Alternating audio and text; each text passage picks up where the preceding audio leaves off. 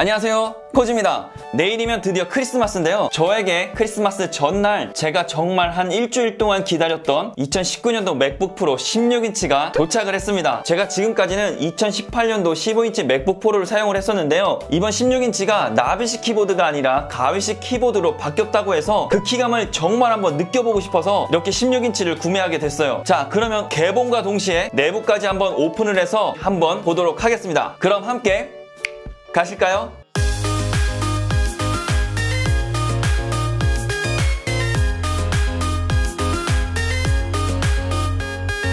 자, 그러면 빨리 한번 뜯어보도록 하겠습니다. 자, 이렇게 싹 뜯고, 오호, 맥북 프로가 이렇게 등장을 합니다. 싹 뜯어서, 이 뜯었을 때 이 봉지의 소리는 언제나 들어도 기분이 너무나도 좋아요. 이렇게 열면 맥북 프로 16인치가 들어있어요. C타입 케이블, 간편한 설명서, 그리고 이 애플 로고 스티커가 그레이색으로 바뀌었네요. 개인적으로 하얀색이 더 이쁜 것 같아요. 충전 어댑터가 들어있어요. 충전 어댑터를 열어보면, 와! 이런, 옛날에는 이게 비닐 재질로 돼 있었던 것 같은데 이 종이 형식으로 바뀌었네요. 애플에서 말하는 환경을 생각해서 그런가? 하여튼 이렇게 바뀌었어요. 그러면 나머지는 다 이렇게 넣어서 치워보고, 이번에는 이렇게 그레이색으로 선택을 좀 했어요. 근데 이거는 개인 취향일 수 있지만 저 같은 경우는 이 그레이색보다는 확실히 이 실버색이 개인적으로 좀 마음에 들어요. 자, 전원을 켜기 전에 이 맥북 프로 16인치의 내부를 한번 열어보도록 하겠습니다. 제가 이 맥북 프로를 열려고 하다 보니까 비트가 필요하더라고요. 그래서 며칠 전에 미리 샤오미의 정밀 비트 세트를 이렇게 따로 구매를 해서 이것도 오늘 함께 받았어요. 자, 그러면 한번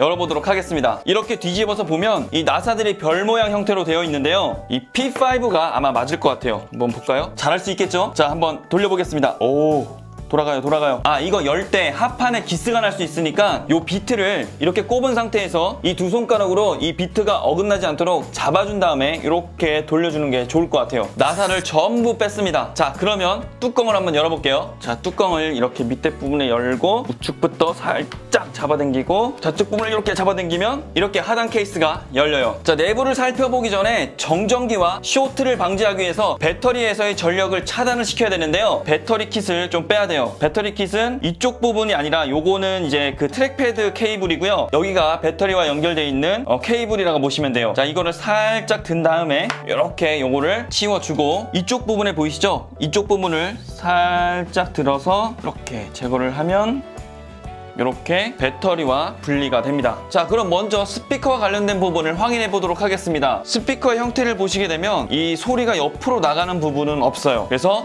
스피커 같은 경우는 옆으로 나가는 것이 아니라 이 부분이 소리가 나가는 부분인데요. 이 부분에서 소리가 앞으로 이렇게 나오면 이쪽 부분에 이런 동그란 구멍 같은 게 있어요. 이 구멍으로 소리가 나오고 그 소리가 이렇게 앞으로 튀어나오는 겁니다. 그래서 이 윗부분과 옆에 부분을 맞게 되면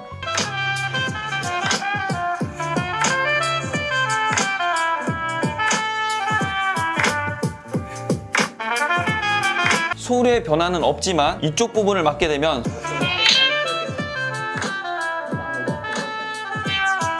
소리가 확실히 막히는 소리가 난다는 것을 확인할 수가 있습니다. 이런. 다음은 이 두 모델의 스피커의 소리를 한번 비교해 보도록 하겠습니다.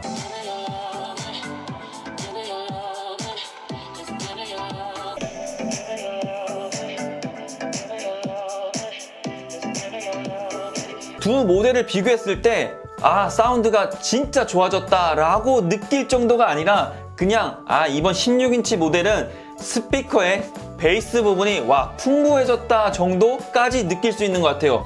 이렇게 맥북 16인치 위에 15인치를 올리면 약간의 크기 차이는 있습니다. 자, 그러면 키보드의 느낌이 어떻게 바뀌었는지 한번 눌러보도록 하겠습니다.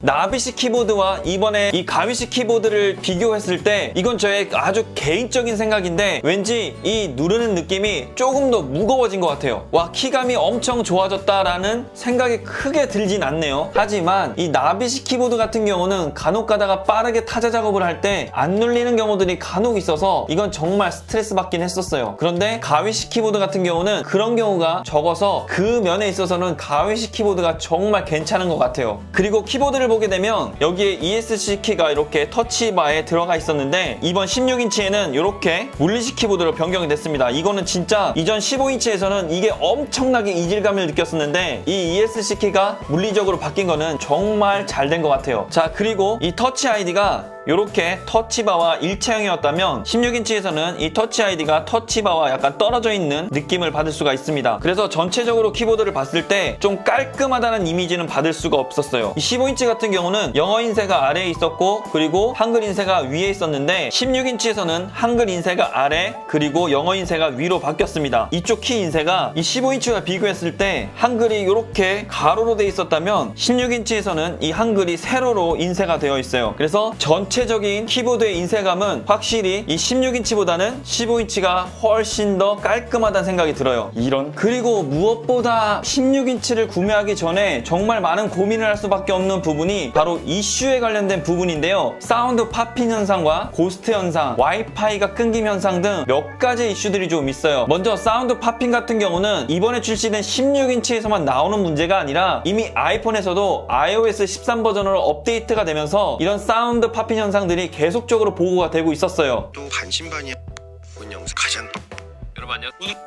그래서 이 부분에 대해서 애플 쪽으로 문의를 해보니까 이 부분은 하드웨어적 결함이 아니라 소프트웨어적으로 해결할 수 있는 부분이고 이 부분은 업데이트를 통해서 해결을 할 것이라고 이야기를 들었어요. 자, 그리고 고스트 현상 같은 경우는 솔직히 저 같은 경우는 게임 같은 걸 즐겨 하지 않다 보니까 60Hz 이상의 모니터를 사용하고 있지 않아요. 이 부분에 대해서는 저는 크게 느껴지지가 않더라고요. 그리고 와이파이가 끊김 현상은 카탈리나로 업데이트한 이후에 이 증상이 계속적으로 나타나는데 이 부분도 아마 업데이트를 통해서 해결이 될 것이라고 보여집니다. 자, 어떻게 오늘도 여러분들에게 좋은 정보가 되셨나요? 그렇다면 구독과 좋아요 잊지 마시고요. 저는 다음에 더 좋은 정보로 여러분들을 찾아뵙도록 하겠습니다. 감사합니다.